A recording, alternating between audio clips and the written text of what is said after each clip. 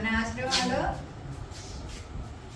భోజనాలు ఏర్పాటు చేసిన వారు అమృతవల్లి స్టీవెన్స్ అన్నం పుట్టినరోజు సందర్భంగా భోజనాలు ఏర్పాటు చేశారు.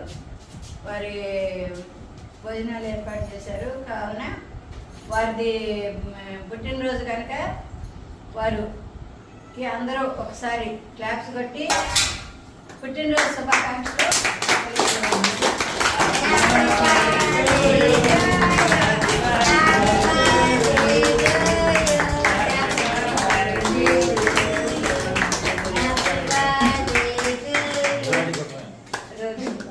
స్టీవెన్సన్ గారికి అందరూ ఒకసారి శుభాకాంక్షలు చెప్తున్నాము.